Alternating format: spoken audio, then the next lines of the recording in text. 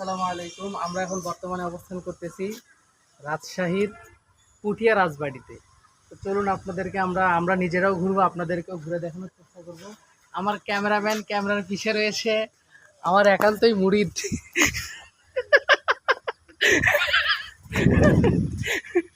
আমরা আসলে ঘুরে দেখানোর চেষ্টা করব আপনাদের খুব সুন্দরভাবে, যদিও আমরা প্রফেশনাল ব্লগার না, যতটুকু পারি।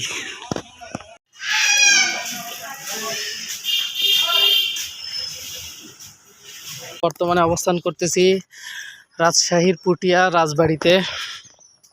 দেখতে পাচ্ছেন এখানে এটা রানীর ঘাট। হ্যাঁ, রানী এই বিলে গোসল করতো। এই যে এটা হচ্ছে ঘাট। নাইম ভাই আছি। আর এর ভিতরে আমরা যাওয়ার চেষ্টা করব তেঁতুল গাছ। আসলে একটু ঘাটটা দেখে আসি। এটাই সেই ঘাট। হ্যাঁ,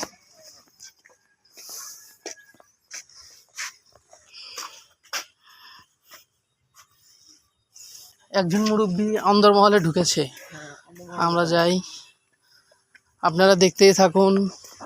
এখানে লেখা রয়েছে ফুল ছেঁড়া নিষেধ।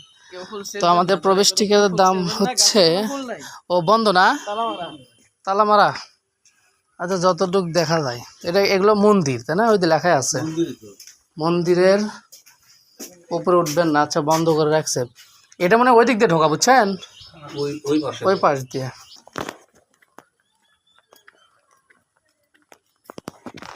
এটাও কি মন্দির না বাড়ি? হাবিব রে, আসতে রে, ভাঙে যান পর না।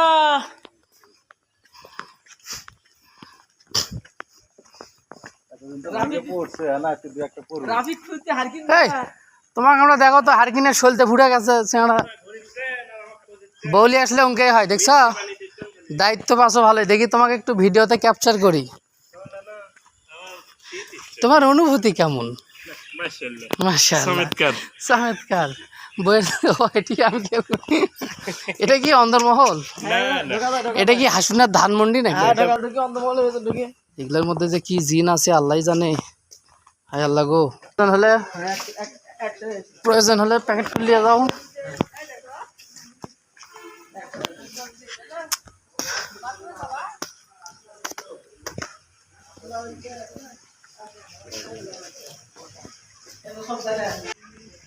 এগুলো হচ্ছে বাইট সাইড,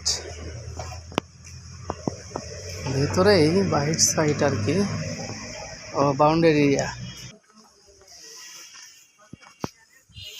এগুলো হচ্ছে সেই প্রাচীন। তারা আজ কোথায়? এই খোলা দেখতেছি, দেখি। ওই পাশ ইন্নালিল্লাহ।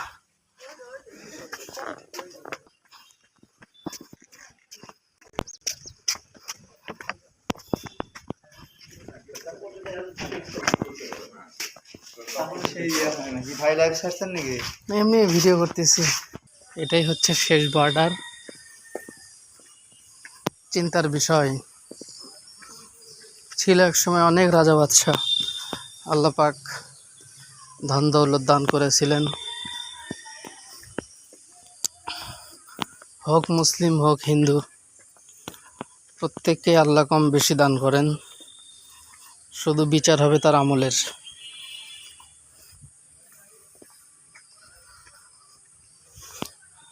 আমি শব্দ গাথি গানে তোমার ভাবনায়, কত সুর মেখে যে তারে মনের মতো সাজায়। যদি মনের মতো গাথা মনের মতো না হয়, মনের মতো